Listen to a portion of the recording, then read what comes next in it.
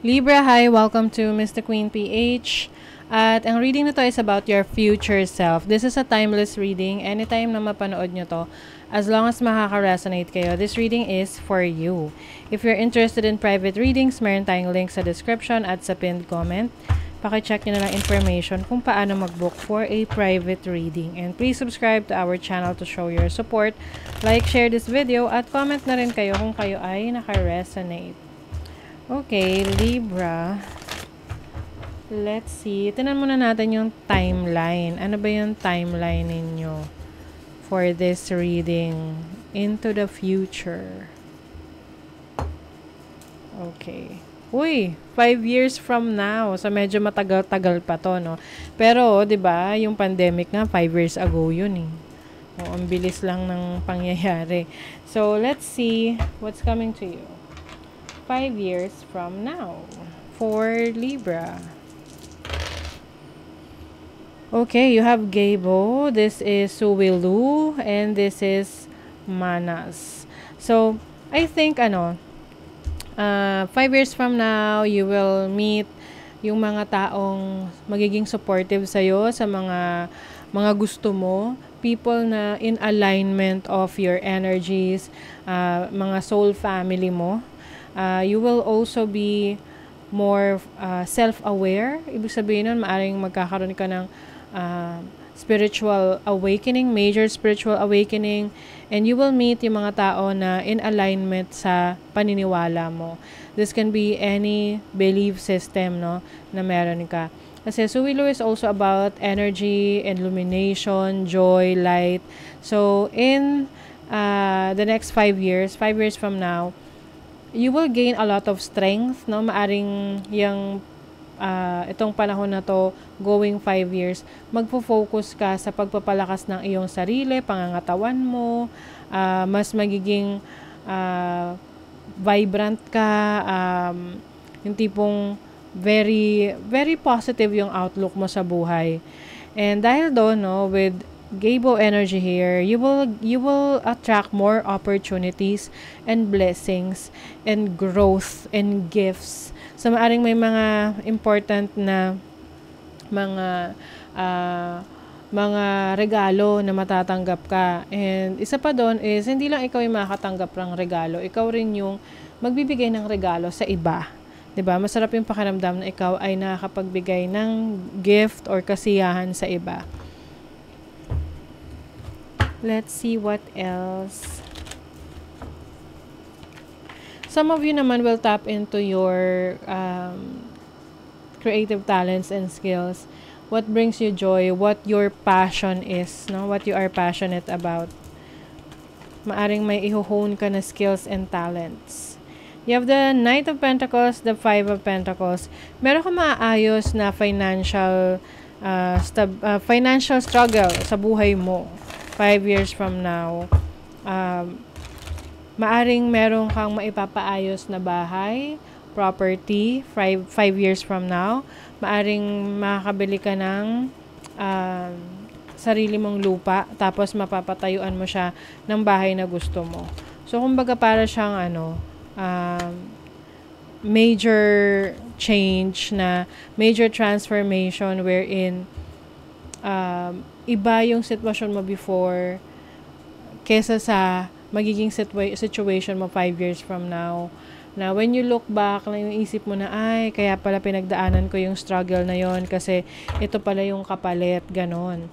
And there will be some people na, magiging parang kukontra sa mga plano mo, sa mga gusto mo. But at the end of the day, ikaw ang magiging in control of what you really want sa buhay mo. Yes, you will gain a lot of strength to finally cut off yung mga tao na alam mong hindi sila supportive of what you really want, or they can be very toxic sa buhay mo, or wala silang magandang influence sa buhay mo. You are going to cut off those people sa buhay mo. And also with the Tower, ikaw mismo yung mag-i-initiate ng change sa buhay mo.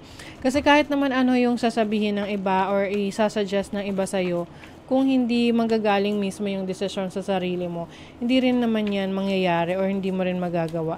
it's about you, na meron kang sarili mong push about your goals and your dreams. And there's also an accomplishment para sa inyo.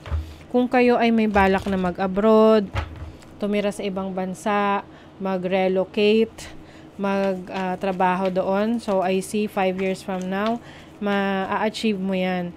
Maaring yung iba sa inyo, titira kayo malapit sa beach. Kung meron kayong, kung isa yan sa pangarap nyo na makabili ng property sa tabi ng dagat, yan, makukuha nyo yan. You also have the Hierophant, which is about teaching, mentorship. So, maaring yung iba sa inyo, kung kayo nag-aaral pa ngayon at gusto nyong maging mentor, teacher, trainer, so matutupad nyo yan 5 years from now. Meron kayong i-share na knowledge and skills nyo sa iba. You have the Four of Swords, which is about reset, pagpapahinga.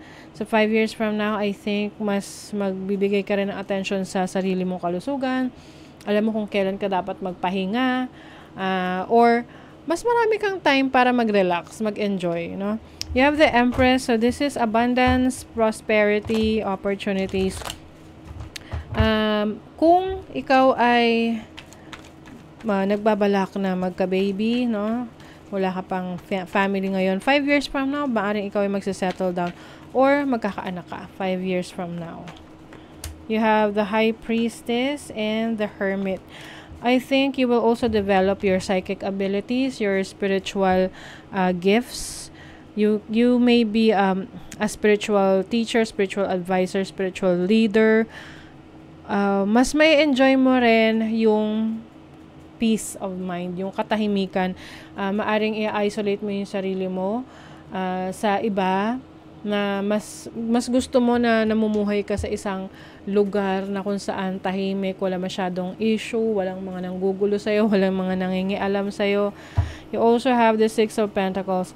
So, magiging maganda yung takbo ng finances mo. Kung ano yung needs mo, yun, marireceive mo yun, makukuha mo yun, yung mga pangangailangan mo. And also, magkakaroon ka rin ng kakayanan na tumulong sa iba. So, magiging charitable ka rin. Na mag-extend ka ng help, assistance sa ibang tao. You have soulmate. So, yeah, like what I mentioned sa inyo kanina, you may be settling down, connecting with a new person sa buhay mo, or if you are already in a relationship, maaring 5 years from now, you will settle down with this person or magkakaroon kayo ng anak. You have yin energy. This is a feminine energy. This is about receiving gifts, receiving knowledge, receiving care, receiving love. Fork in the road is also a time for you to choose, no? Maaring meron kang pagpipilian, meron kang kailangang desisyon na gagawin. Although medyo mahihirapan ka sa pagdedesisyon na to kasi pwedeng maraming nangingialam sa desisyon mo or maraming influences sa paligid mo, kaya you will take your time bago ka makapag-decide. But eventually, whatever your decision is, ay madadalhin ka sa kung saan ka magiging masaya, kung saan ka magkakaroon ng peace of mind. You will also tap into your creative talents, creative abilities.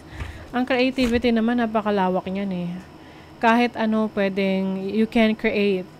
Like for example, sa social media, 'di ba? Kaya nga tinatawag na content creators. Kasi you can create anything. You can create a video about cooking or mga videos about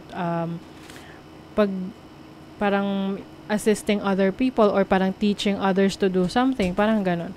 So, anything that you can share, knowledge that you can share to others. Speak up. So, maaring iba sa inyo, itong talents and skills ninyo may kinalaman sa communication, sharing your ideas,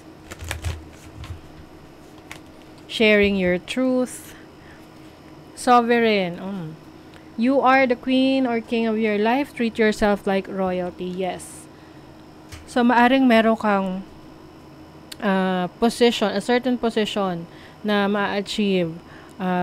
maaring i-recognize ka ng maraming tao about your achievements or yung iyong talento and skills, or parang mismong sa sarili mo lang yan na masasabi mo na, ay, na-achieve ko na yung gusto ko, na-achieve ko na yung mga goals ko sa buhay.